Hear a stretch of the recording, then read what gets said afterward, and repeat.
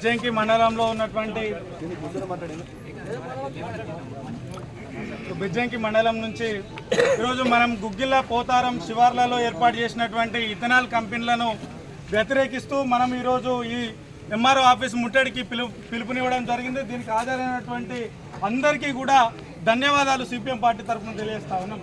మరి ఈరోజు గుగ్గిళ్ళ పోతారం శివార్లో ఉన్నటువంటి ఈ కంపెనీ తీవ్రమైనటువంటి వాసనను విడుదల చేస్తూ ఉన్నది. మరి ఇది చుట్టుపక్కల 12 కిలోమీటర్ల మేర ఈ వాసన వస్తూ ఉన్నది. మరి అవి వ్యర్థాలు విడుదల చేస్తూ ఉన్నాయి. ఈ వ్యర్థాలతోటి మొత్తం అసలు అక్కడ కాలువలు, పంట భూములు మొత్తం నాశనం అయ్యేటువంటి పరిస్థితి ఉన్నది. అట్నే ఇప్పుడు అందులో ఉన్న చేపలు చచ్చిపోయినాయి, గొర్రెలు నీళ్ళు తాగితే చచ్చిపోతున్నాయి, బర్రెలు చచ్చిపోతాయి. అసలు ఇలా మనం కూడా చనిపోయే ప్రమాదం ఉన్నది. ఇలా అవి తీసుకుపోయి తోటపల్లి చెర్లకు పడుతున్నాయి. మరి ఆ తోటపల్లి చెర్లకు వెళ్ళి నీళ్లు అటు గండిపల్లి, గౌరిపల్లి పోతాయి. అంటే ఇది మొత్తం జిల్లా వ్యాప్తంగా ప్రమాదం కొంచెం ఉన్నది. దీనివల్ల మన బెజ్జంకి మండలమే కాదు, చుట్టుపక్కల ఉన్నటువంటి అన్ని మండలాలకు కూడా ప్రమాదం ఉన్నది. మరి అట్నే ఇప్పుడు ఈ దగ్గర ఇప్పటికి వారం 10 రోజుల నుంచి ఈ కాలువల నుంచి వ్యర్థాలు విడుదల చేసిరు. మరి ఇంతవరకు కూడా ఒక్క ఇరిగేషన్ డిపార్ట్మెంట్ స్పందించలే. ఆ సాగునీటి కాలువ ఈ ఒక్క ఇరిగేషన్ డిపార్ట్మెంట్ అధికారులు స్పందించలే. అట్లాగే పొల్యూషన్ కంట్రోల్ బోర్డు స్పందించడం లేదు. మరి పొల్యూషన్ కంట్రోల్ బోర్డు ప్రిన్సిపల్ సెక్రటరీకి సిపిఎం పార్టీ ఆధ్వర్యంలో ఈ వాసన వస్తుందని కంప్లైంట్ చేసినాం. మరి వాళ్ళు కూడా కనీసం స్పందించడం లేదు.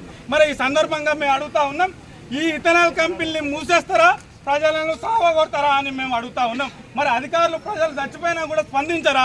ఎందుకు ఇంత నిర్లక్ష్యంగా ఉన్నదని మేము ఈ సందర్భంగా అడుగుతూ, అట్లే మనం ఇదే ఐక్యతతోటి పెద్ద ఎత్తున పోరాటానికి మనం పూనుకోవాలని ఈ సందర్భంగా తెలియజేస్తూ, అట్నే నేను మీ అందరికీ ఒక కోరుతున్నాను, ఈ వారం రోజులనే మన బెజ్జంకిని బంద్ చేద్దాం, దాని ద్వారా మన ఉద్యమాన్ని ఉధృతం చేద్దామని ఈ సందర్భంగా మీ అందరికీ తెలియజేస్తూ, అట్లే ఈ ప్రారంభం నుంచి ఇందులో సిపిఎం పార్టీ అనేకమైనటువంటి పోరాటాలు చేసింది.